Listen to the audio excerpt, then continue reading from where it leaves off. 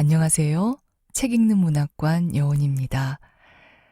오늘 읽어드릴 책은 이효석 작가의 장미 병들다입니다. 거리에서 두 남자가 몸싸움을 합니다. 체격이 왜소한 남자가 몸집이 큰 남자에게 일방적으로 당하는 싸움이었지요. 이 싸움을 지켜보고 있는 한 남녀가 있습니다. 여자는 배우가 되고 싶은 꿈 많은 처녀인데요. 이 두 남녀는 무슨 일로 함께 있는 걸까요? 둘은 어떤 사이일까요? 두 사람의 이야기 속으로 들어가 보겠습니다. 구독, 좋아요, 알림 설정으로 함께 해주세요. 장미 병들다.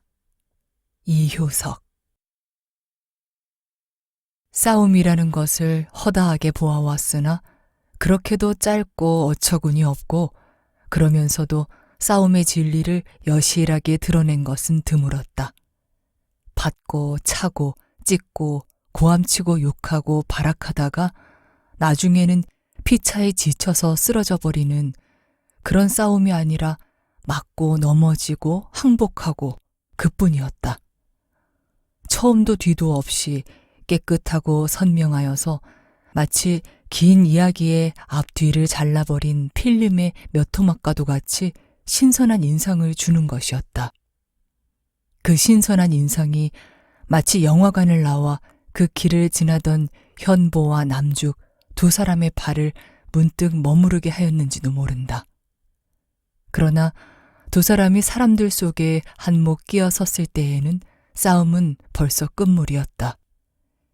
영화관, 음식점, 카페, 매약점 등이 어수선하게 즐비하여 있는 뒷거리 저녁 때 바로 주렴을 들여온 식당 문 앞이었다.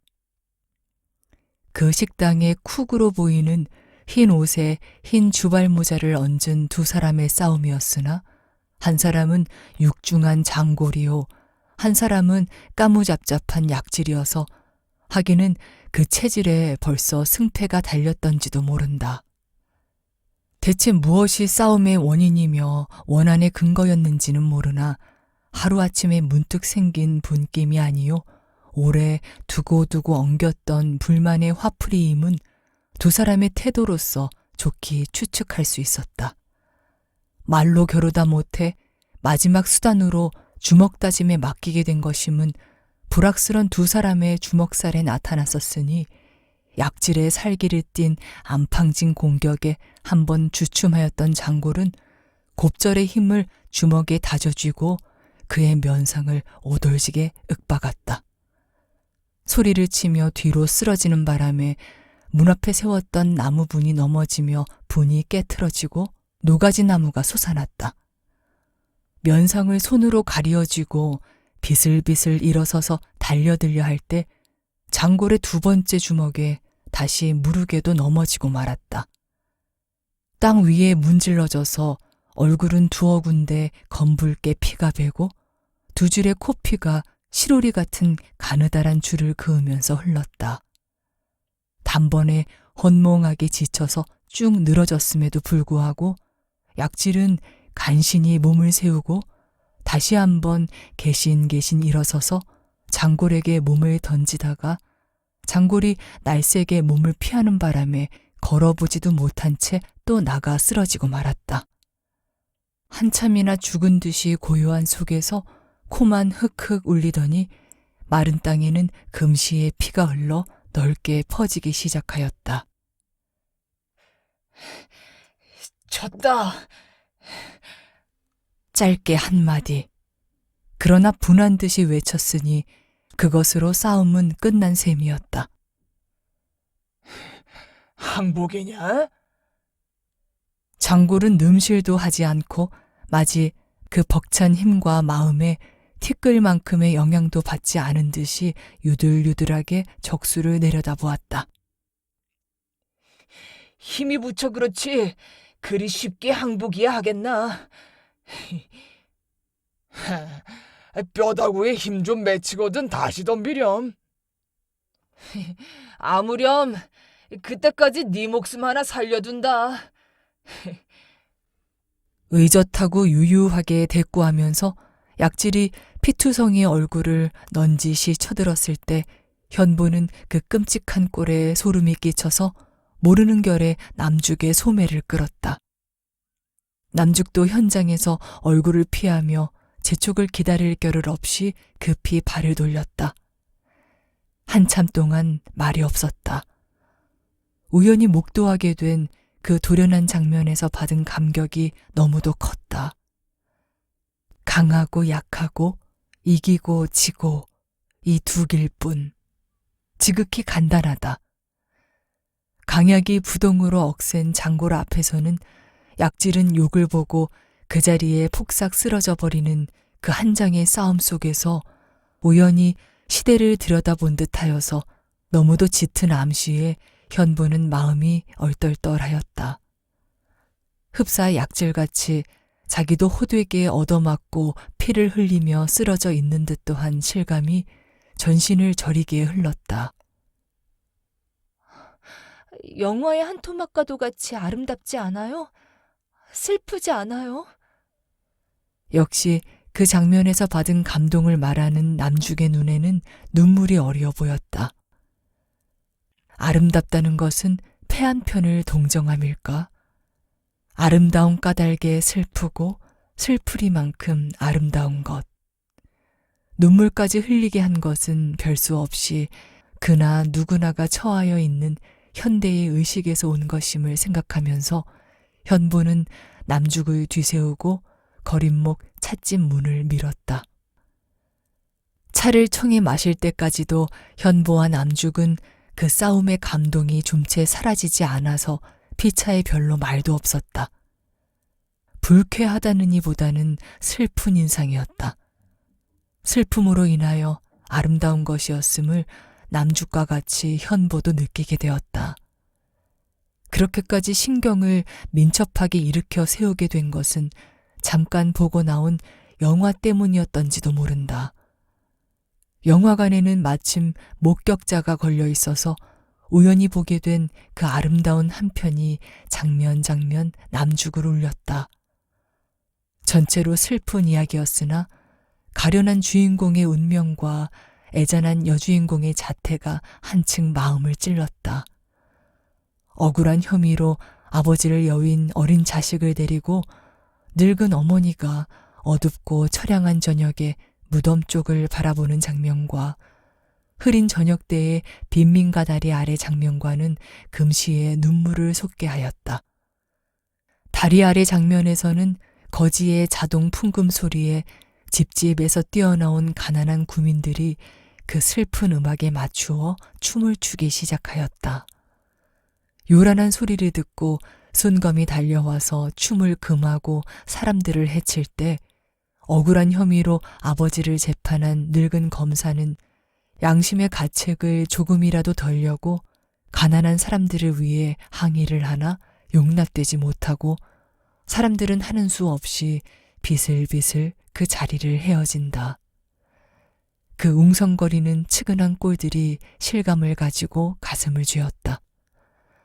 어두운 속에서 남죽은 흐르는 눈물을 손수건으로 몇 번이고 훔쳐냈다. 눈물로 부덕부덕한 얼굴을 가지고 거리에 나오자 당면하게 된 것이 싸움의 장면이었다.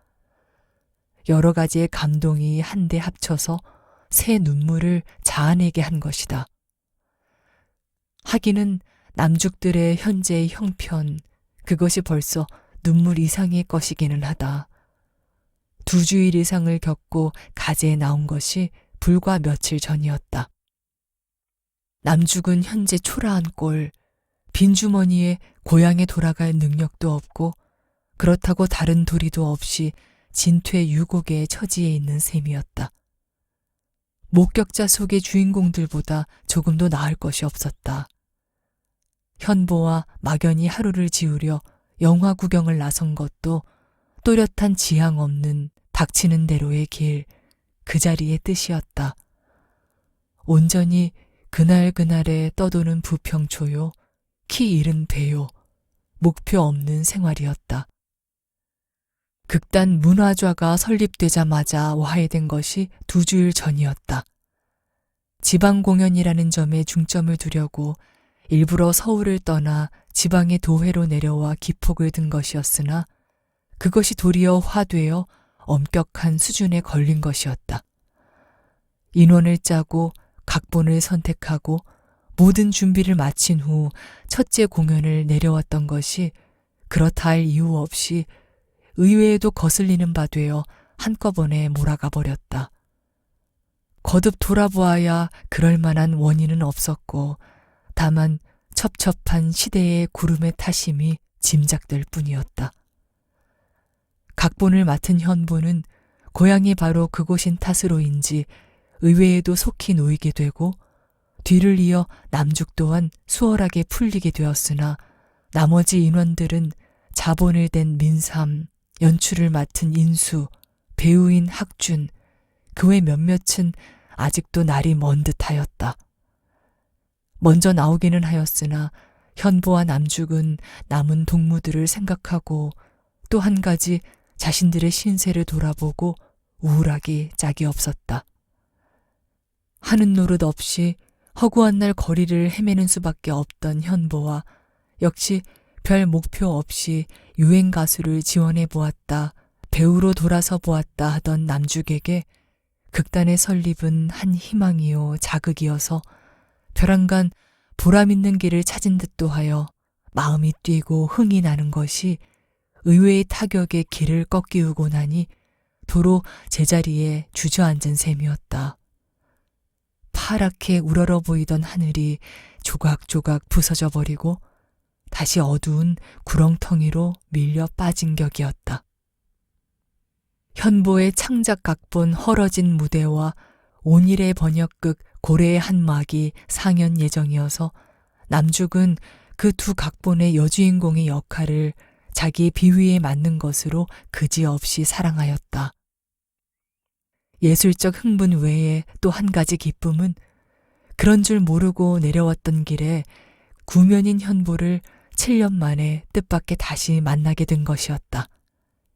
이 기운은 현보에게도 물론 큰 놀람이자 기쁨이었다.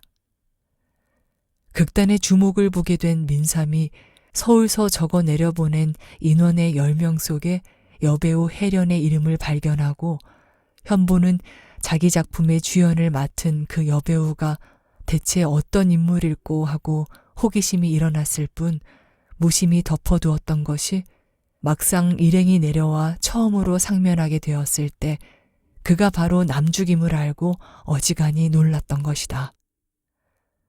혜련은 여배우로서의 예명이었다.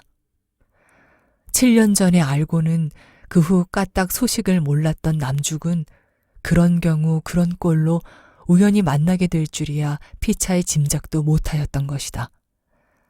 지난 날을 돌아보면서 그날 밤 둘은 끝없는 이야기와 추억이 잠겼다. 서울서 학교에 다닐 때 우연히 세죽 남죽 자매를 알게 된 것은 그들이 경영하여 가는 책점 대중원에 출입하게 된 때부터였다. 대중원은 세죽이 단독 경영하여 가는 것이었고 남죽은 당시 여학교에서 공부하는 몸으로 형의 가게에 기식하고 있는 셈이었다. 세죽의 남편이 사건으로 들어가기 전에 뒷일을 예료하고 가족들의 호구지책으로 미리 벌인 것이 소규모의 책점 대중원이었다. 남편의 노일날을 몇 해고간에 기다려가면서 세죽은 적막한 홀몸으로 가게를 알뜰히 보면서 어린 것과 동생 남죽의 시중을 지성껏 들었었다. 남죽은 어린 나이에도 철이 들어서 가게에 버려놓은 진보적 서적을 모조리 읽은 나머지 마지막 학년 때에는 오돌지게도 학교에 일어난 사건을 지도하다가 실패한 끝에 쫓겨나고 말았다.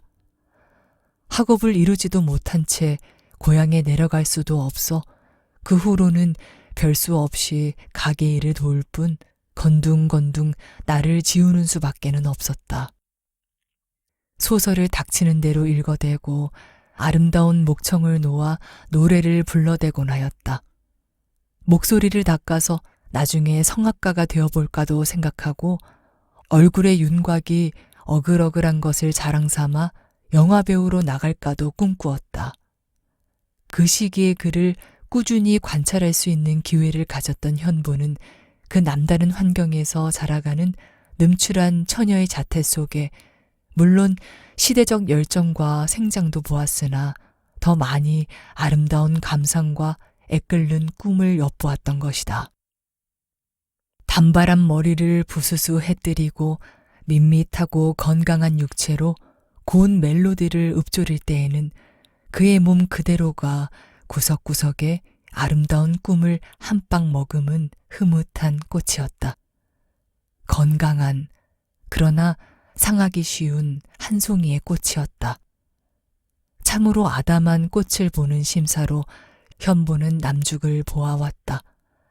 그러나 현보가 학교를 마치고 서울을 떠날 때가 그들과의 접촉의 마지막이었으니 동경에 건너가 몇 해를 군 뒤 고향에 나와 일 없이 지내게 된 전후 7년 동안 다만 책점 대중원이 없어졌다는 소문을 풍편에 들었을 뿐이지 그 뒤 그들이 고향인 관북으로 내려갔는지 어쨌는지 남죽과 세죽의 소식은 생각해 보지도 못했고 미처 생각에 떠오르지도 않았다. 그만한 여유조차 없는 것은 다른 사람의 생각은커녕 자신의 생활이 눈앞에 가로막히게 되었고 무엇보다도 현대인으로서의 자기 개인에 대한 생각이 줄을 찾기에 어렵게 갈피갈피로 찢어졌다 갈라졌다 하여 뒤섞이는 까닭이었다. 7년 후에 우연히 만나고 보니 시대의 파도에 농락되어 꿈은 조각조각 사라지고 피차의 그 꼴이었다.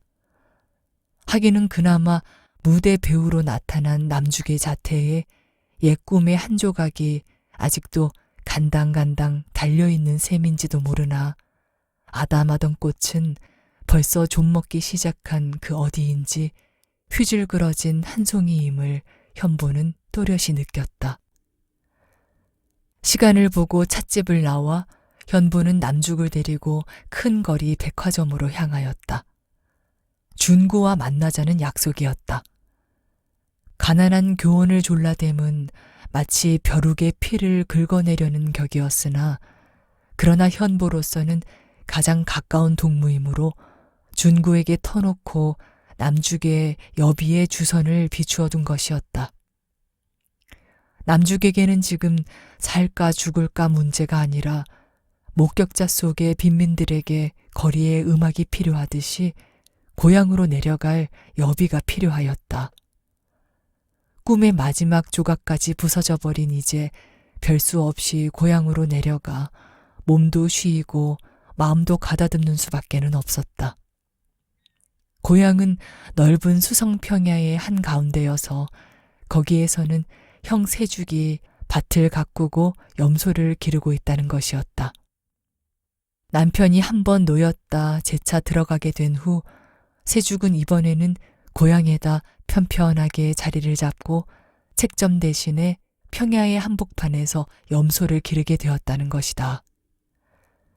도회에 지친 남죽에게는 지금 무엇보다도 염소의 젖이 그리웠다.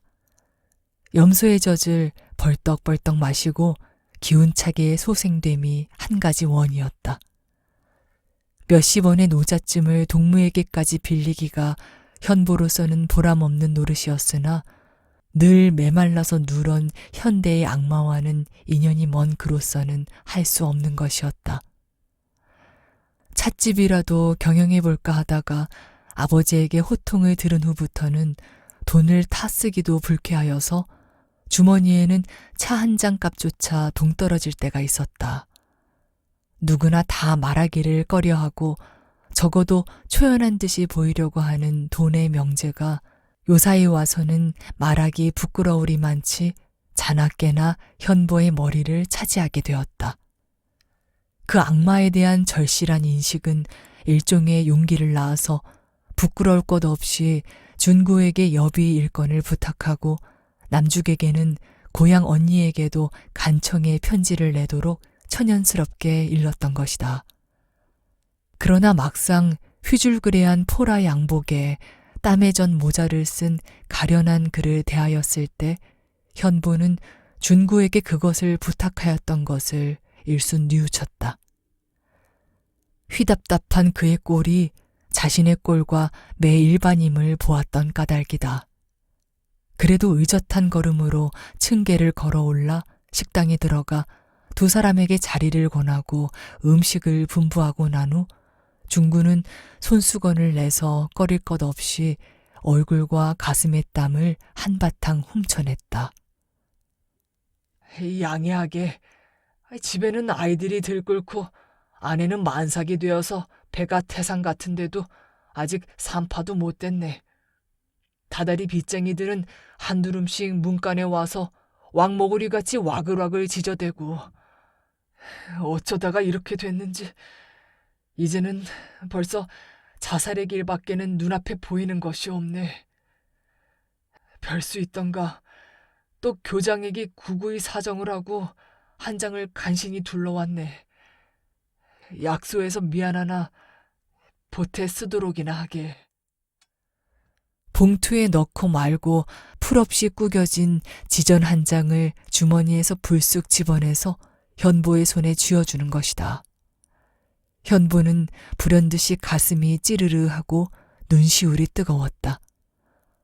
손안에 남은 부풀어진 지전과 땀배인 동무의 손에 채워내 찐득한 우정이 친친 얽혀서 불시에 가슴을 조인 것이다. 남죽은 새삼스럽게 고맙다는 뜻을 표하기도 겸연쩍어서 똑바로 그를 바라보지도 못하고 시선을 식탁 위로 떨어뜨린 채 손가락으로 머리카락을 오리오리 매만질 뿐이었다. 낯이 익지도 못한 여자의 앞에서까지 가리울 것 없이 집안 사정 이야기를 터놓고 하지 않으면 안 되는 가난한 시민의 자태가 딱하고 측은하고 용감하여서 그 순간 그 자리에서 살며시 꺼지고도 싶은 무거운 좌중의 기분이었다. 거리에 나와 중구와 작별한 뒤까지도 현보들은 심사가 몹시 울가망하였다. 현보는 집에 돌아가기가 울적하고 남죽 또한 답답한 숙소에 일찍 들어가기가 싫어서 대중 없이 밤거리를 거닐기 시작하였다. 동무가 일껏 구해준 땀내 나는 돈을 도로 돌릴 수도 없어 그대로 지니기는 하였으나 갖출 것도 있고 하여 여비로는 적어도 그 5곱절이 소용이었다.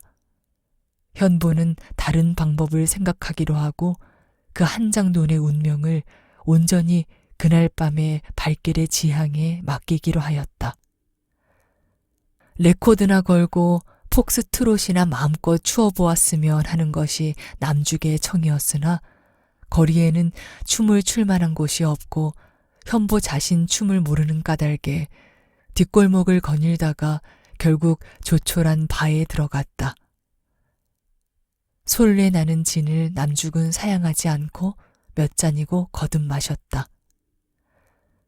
어느 결에 주량조차 그렇게 늘었나 하고 현보는 놀라고 탄복하였다. 제법 술자리를 잡고 얼굴을 붉게 물들이고 못 사내의 시선 속에서 어울려 나가는 솜씨는 상당한 것으로 보였다. 술이 어지간히 돌았는지 체면불구하고 레코드에 맞추어 몸을 으쓱거리더니 나중에는 자리를 일어서서 춤의 자세를 하고 발끝으로 달가닥달가닥 춤을 추는 것이었다. 현보 역시 취응을 못 이겨 굳이 그를 말리지 않고 현혹한 눈으로 도리어 그의 신기한 재주를 바라볼 뿐이었다. 술은 요술쟁이인지 혹은 춤추는 세상의 도덕은 원래 허랑한 것인지 이해하기 어려운 것은 맞은편 자리에 앉았던 아까 남죽의 귀에다 귓속말로 거리의 불황자, 백만장자의 아들이라고 가르쳐 주었던 그 사나이가 성큼 일어서서 남죽에게 춤을 청하는 것이었고 더 이상한 것은 남죽이 즉시 응하여 팔을 겨루고 스텝을 밟기 시작한 것이다.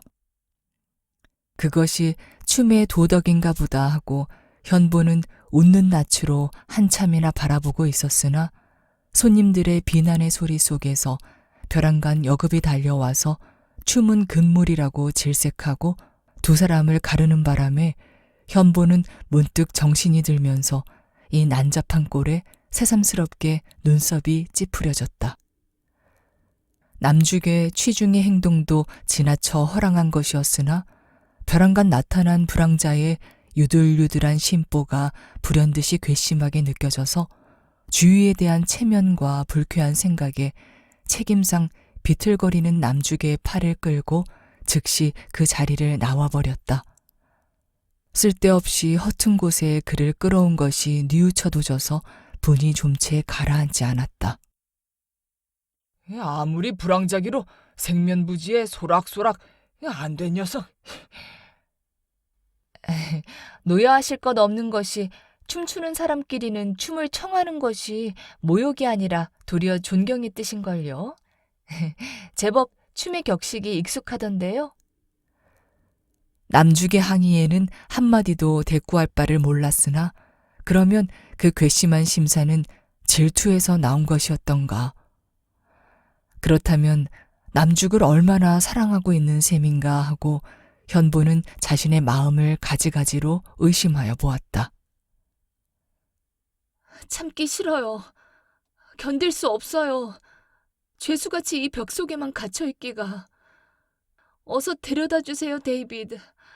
이곳을 나갈 수 없으면, 이 무서운 배에서 나갈 수 없으면 금방 미칠 것도 같아요. 집에 데려다 주세요, 데이비드.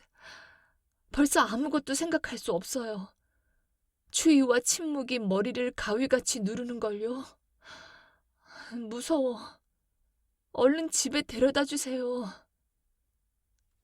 남죽은 남죽으로서 딴소리를 듣고 보니 온일의 고래의 구절구절을 아직도 취응에 겨운 목소리로 대로상에서 마치 무대에서와 같은 감정으로 외치는 것이었다. 북극 해상에서 애니가 남편인 선장에게 애원하고 호소하는 그 소리는 그대로가 바로 남죽 자신의 절실한 하소연이기도 하였다. 이런 생활은 나를 죽여요. 이 추위, 무섬, 공기가 나를 협박해요. 이 적막, 가는 날, 오는 날, 허구한 날 똑같은 회색 하늘. 참을 수 없어요. 미치겠어요. 미치는 것이 손에 잡힐 듯이 알려요. 나를 사랑하거든 제발 집에 데려다 주세요. 원이에요. 데려다 주세요. 이튿날은 또 하루 목표 없는 지난날의 연속이었다.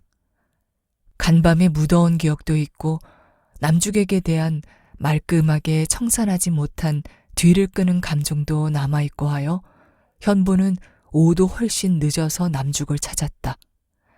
아직도 눈알이 붉고 정신이 개운하지 못한 남중의 청을 들어 소풍 겸 강으로 나갔다.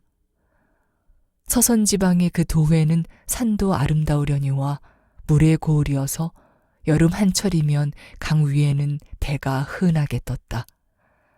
나룻배 외에 지붕을 덩그렇게 단 놀이배와 보트와 모터보트가 강 위를 촘촘하게 덮었다. 놀이배에서는 노래가 흐르고 춤이 보여서 무르녹은 나무 그림자를 띄운 고요한 강 위는 즐거운 유원지로 변한다. 산 너머 저편은 바로 도회에서 생활과 싸움으로 들복닥거리건만 산 건너 이편은 그와는 별 세상인 양 웃음과 노래와 흥이 지천으로 물 위를 흘렀다. 현보와 남죽도 보트를 세인에서 타고 그 속에 한몫 끼어서 시원한 물 세상 사람이 된 듯도 싶었다. 백양나무가 늘어선 위로 흰 구름이 뭉실뭉실 떠서 강 위에는 능라도 일대의 풍경이 가장 아름다웠다. 현보는 손수 노를 저으면서 물결을 거슬러 올라가 섬께로 향하였다. 속을 헤아릴 수 없는 푸른 물결이 뱃전을 찰싹찰싹 쳤다. 언니에게서 편지가 왔는데 요새는 염소젖도 적고 그렇게 쉽게 노자를 구할 수 없다나요?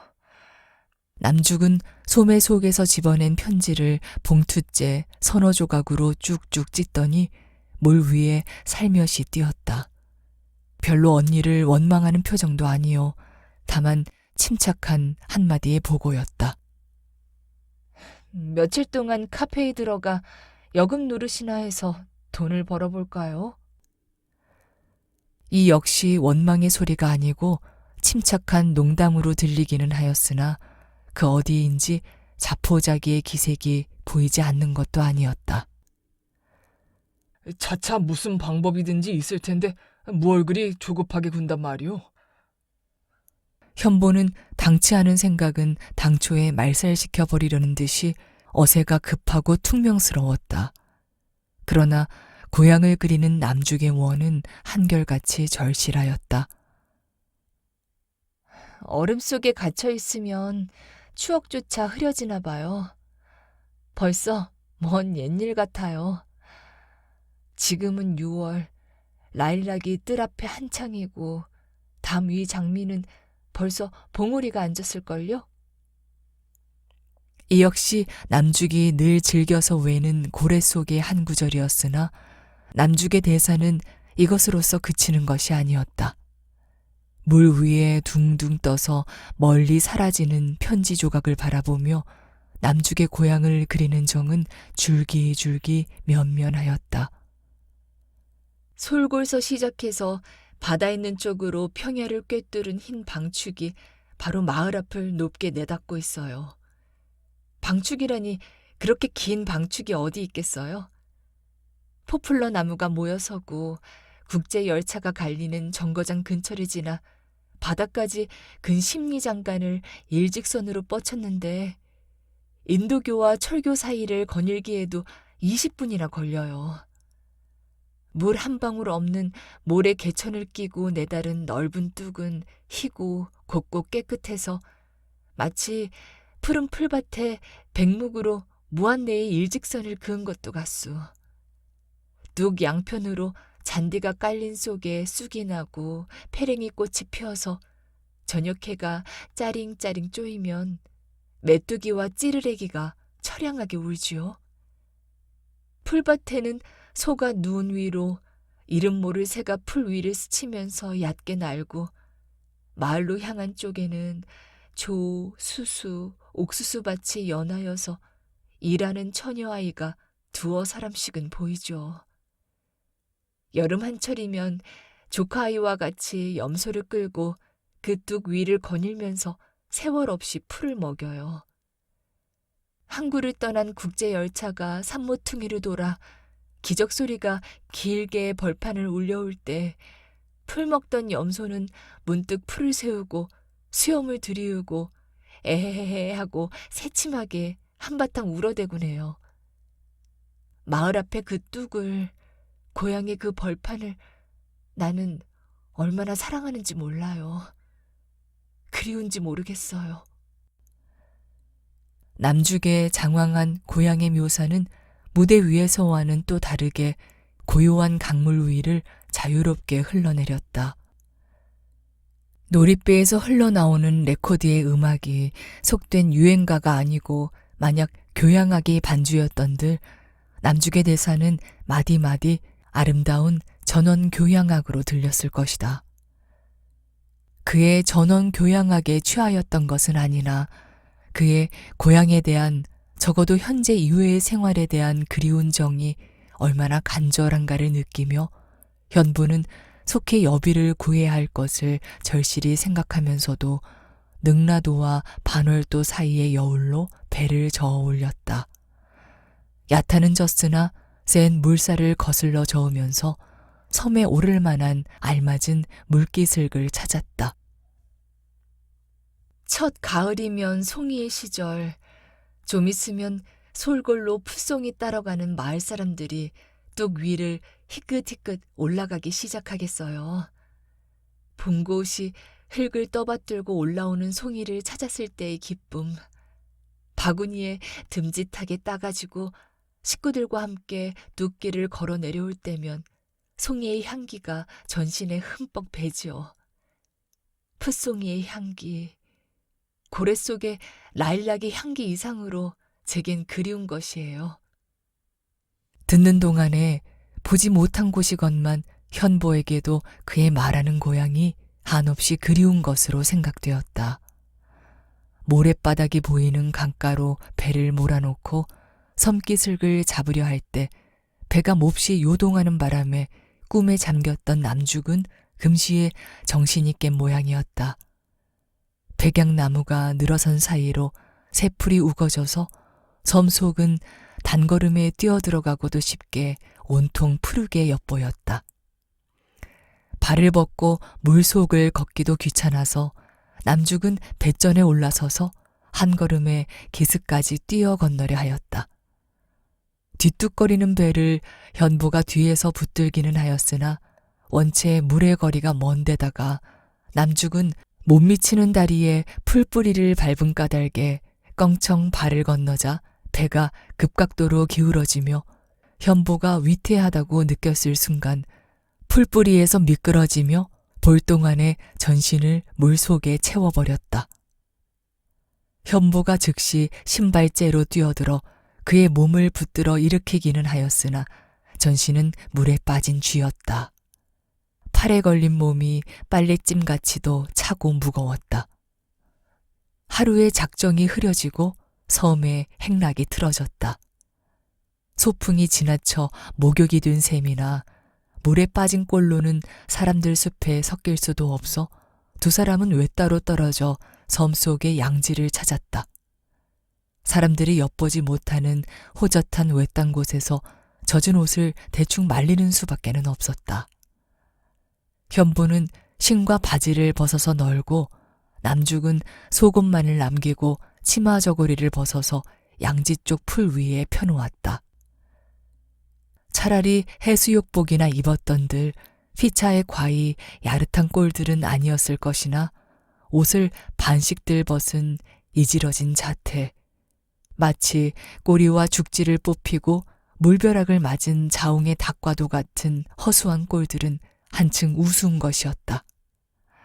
더구나 팔다리와 어깨를 온전히 드러내고 젖어서 몸에 붙은 속옷바람으로 풀밭에 선 남죽의 꼴은 더욱 보기 딱한 것이어서 그 자신은 그다지 스스러워 여기지 않음에도 현보는 똑바로 보기 어려워 자주 외면하지 않을 수 없었다. 별수 없이 그 꼴 그대로 틀어진 반나를 옷 말리기에 허비하고 해가 진 후 채 마르지도 못한 축축한 옷을 떨쳐 입고 다시 배를 젓고 내려올 때 두 사람은 불시에 마주보고 껄껄껄 웃어댔다. 하루의 이지러진 희극을 즐겁게 끝막으려는 듯 웃음소리는 고요한 저녁 강 위에 낭낭하게 퍼졌다. 그 꼴로 혼자 돌려보내기가 가여워서 현보는 그 길로 남죽의 숙소에 들른 채 처음으로 밤이 이슥할 때까지 같이 지내게 되었다. 뜻 속의 것이었든지 혹은 뜻밖의 것이었든지 그날 밤 현보는 또한 남죽과 모든 열정을 주고받았다.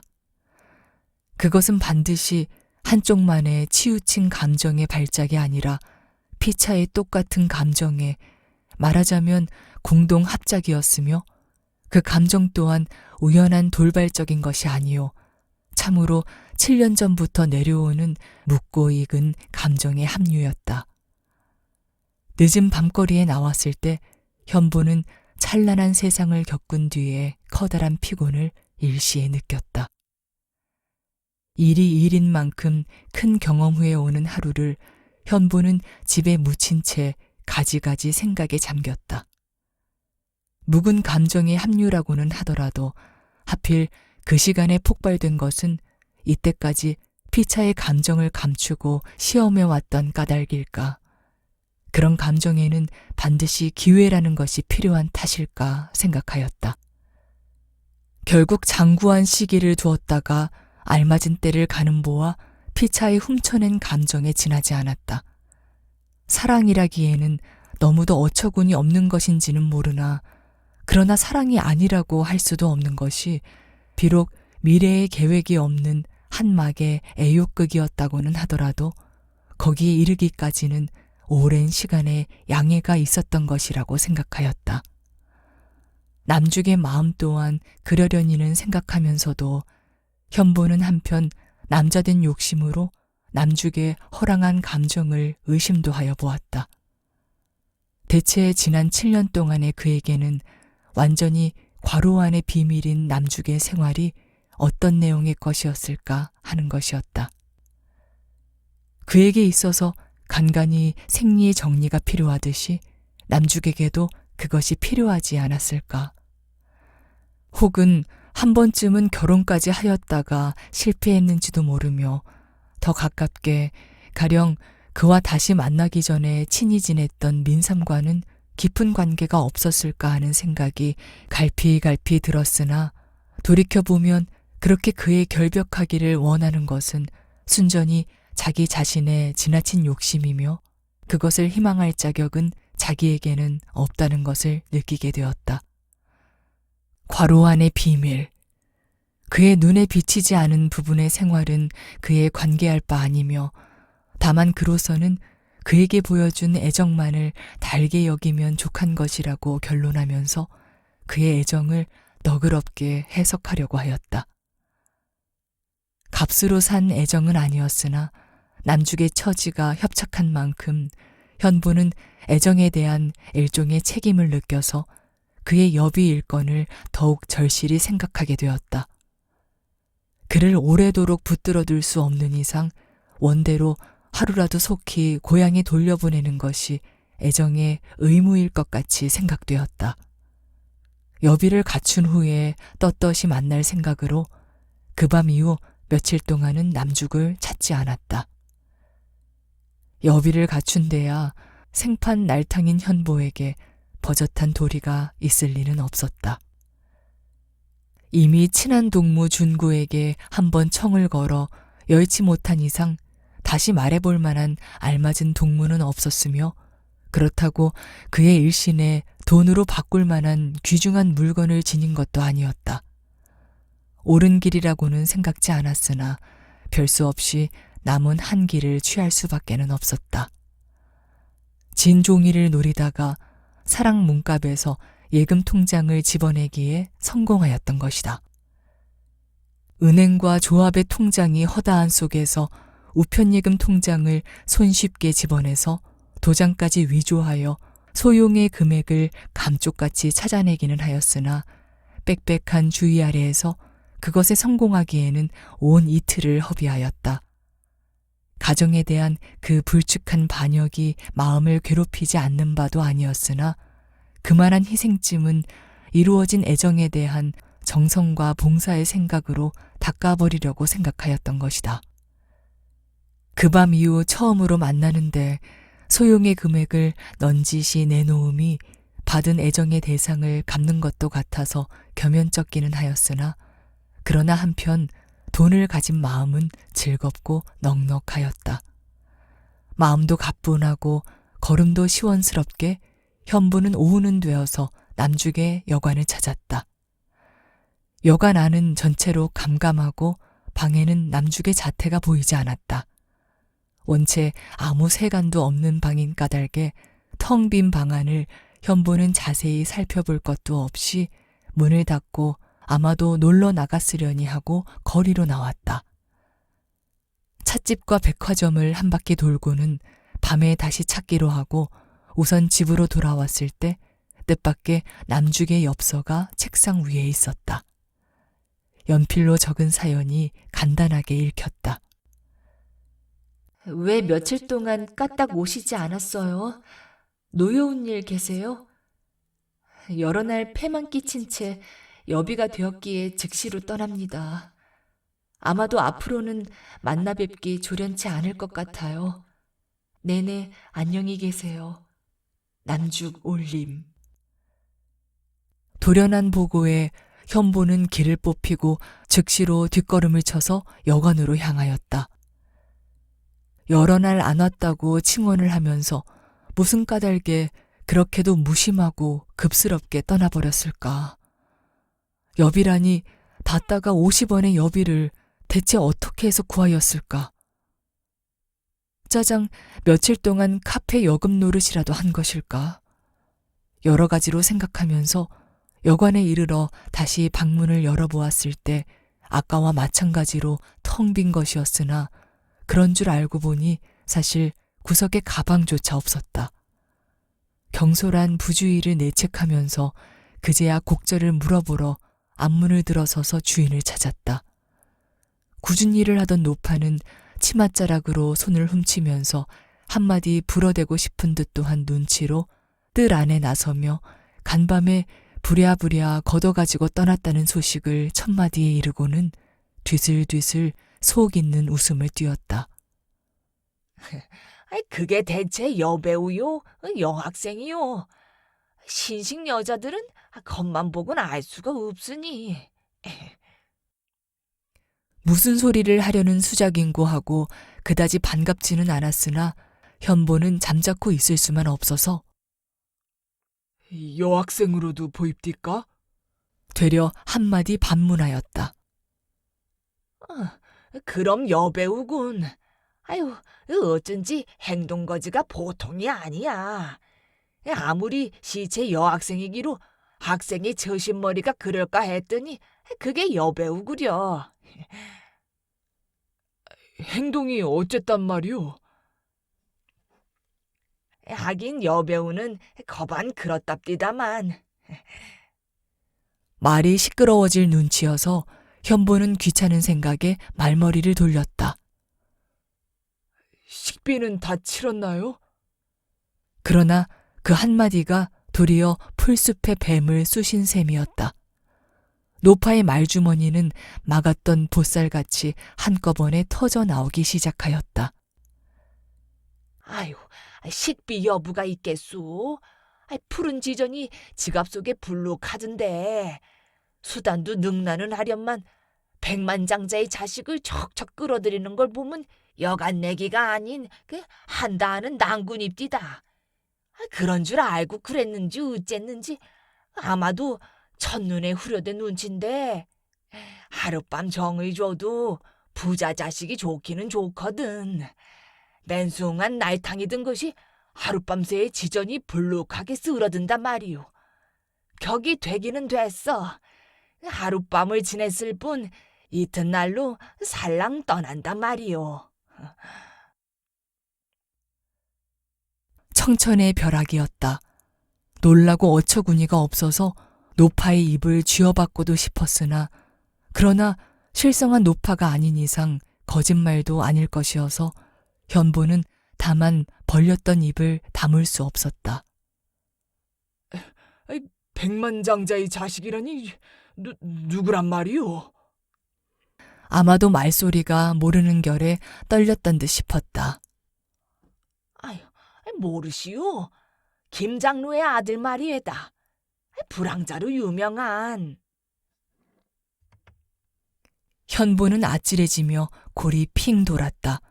더 물을 것도 없고 흉측한 노파의 꼴조차가 불현듯이 보기 싫어져서 뒤도 돌아보지 않고 허둥허둥 여관을 나와버렸다. 그것이 여비의 출처였던가? 모르는 결에 입술이 찡그려지며 제 스스로를 비웃는 웃음이 흘러나왔다. 김장로의 아들이라면 며칠 전 마에서 돌연히 남죽에게 춤을 청한 놈팡이인데 어느 결에 그렇게 쉽게 교섭이 되었던가. 설사 여비를 구하기 위한 수단이라고 하더라도 어둠의 여자와 다를 바가 무엇인가 생각할 때 무서운 생각에 전신의 소름이 쪽 돋으며 허전허전 꼬이는 다리에 그 자리에 쓰러져 울고도 싶었다. 남죽은 그렇게까지 변하였던가. 과거 7년 동안의 과로 속의 비밀까지가 한꺼번에 눈앞에 보이는 듯하여 현보는 속았다는 생각만이 한결같이 들어 온전히 제정신 없이 거리를 더듬었다. 우울하고 불쾌하고 미칠 듯 또한 며칠이었다. 7년 전부터 남죽을 알아온 것을 뉘우치고 극단이고 무엇이고를 조직하려고 한 것조차 원되었다. 속힌 것은 비단 마음뿐이 아니고 육체까지임을 알았을 때 현보는 참으로 미칠 듯 또한 심정이었던 것이다. 육체의 일부에 돌연히 변조가 생기기 시작한 것은 다음 날부터였으나 첫 경험인 현보는 받다가의 변화에 하늘이 뒤집힌 듯이나 놀랐고, 첫째, 그 생리적 고통은 견딜 수 없이 큰 것이었다. 몸에는 추잡한 병증이 생기며 용변할 때의 괴로움이란 살을 찢는 듯도 하여 이루 헤아릴 수 없었다. 세상에서 흔히 말하는 병이 바로 이것인가 보다. 즉시 깨우치기는 하였으나 부끄러운 마음에 대뜸은 병원에도 못 가고 우선 매약점에를 들렀다가 하는 수 없이 그 길로 의사를 찾았다. 진찰의 결과는 예측과 영락없이 들어맞아서 별 수 없이 의사의 앞에서 눈을 감고 부끄러운 치료를 받기 시작하면서 찡그린 마음속에는 한결같이 남죽의 자태가 떠올랐다. 마음과 몸을 한꺼번에 속인 셈이나 남죽은 대체 그런 줄을 알았던가 몰랐던가. 처음에는 감격하고 고맙게 여겼던 애정이었으나 그렇게 된 결과로 보면 일종의 애욕의 사기로밖에는 생각되지 않았다. 7, 8년 전 건강하고 아름다운 꿈으로 시작되었던 남죽의 생애가 그렇게 쉽게 병들고 상할 줄은 짐작도 할 수 없었던 것이다. 굳건한 꿈의 주인공이 7년 후 한다 하는 밤의 선수로 밀려 떨어질 줄은 생각할 수 없었던 것이다. 아담하던 꽃은 좀이 먹었을 뿐이 아니라 한박 병들어 상하기 시작하지 않았던가. 책점 대중원 뒷방에서 겨울이면 화롯전을 끼고 앉아서 독서에 열중하다가 이론 투쟁을 한다고 아무나를 붙들고 채 사귀지도 못한 이론으로 함부로 후려대다가는 이튿날로 학교의 사건을 지도한다고는 조금 칠칠한 동무들이면 모조리 방에 끌어다가는 의론과 토의가 자자하던 7년 전의 남죽의 옛일을 생각할 때 현보는 금할 수 없는 감회에 잠기며 잠시는 자기 몸의 괴로움도 잊어버리고 오늘의 남죽을 원망하느니보다는 그의 자태를 측은히 여기는 마음이 끝없이 솟았다. 어린 꿈에 자라가는 것은 여러 갈래일 것이나 그 허다한 신뢰 속에서 현보는 공교롭게도 남죽에게서 가장 측은하고 빗나간 한 장의 표본을 본 듯도 하여서 우울하기 짝이 없었다. 부정한 수단을 써가면서까지 여비로 만든 50원 돈이 뜻밖에도 망측한 치료비로 쓰이게 된 것을 생각하고 그 돈의 기구한 운명을 저주하면서 답답한 마음의 현보는 그날 밤 초저녁부터 바에 들어가 잠겼다. 거기에서 또한 우연히도 문제의 거리의 불황자 김장로의 아들을 한자리에서 마주치게 된 것은 얼마나 뼈저린 비꼬움이었던가. 반지르하면서도 유들유들한 그 꼬락서니가 언제 보아도 불쾌하고 노여운 것이었으나 그러나 남죽 자신의 뜻으로 된 일이었다면 그도 하는 수 없는 노릇이며 무엇보다도 그 당장에서 그 녀석을 한 대 먹여서 꼬꾸라뜨릴 만한 용기와 힘없음이 현보에게는 슬펐다. 녀석도 또한 그 자리로 현보임을 알아차리고 가소로운 것은 제 술잔을 가지고 일부러 현보의 탁자에 와 마주 앉으며 알지 못할 웃음을 띄우는 것이다. 이왕 마주 앉았으니 술이나 같이 듭시다. 어느 결엔지 여급에게 분부하여 현보의 잔에도 술을 따르게 하였다. 희고 맑은 그 양주가 향기로 보아 솔레나는 진인 것이 바로 그 밤과 같은 것이어서 이 또한 우연한 비꼬음으로밖에는 생각되지 않았다.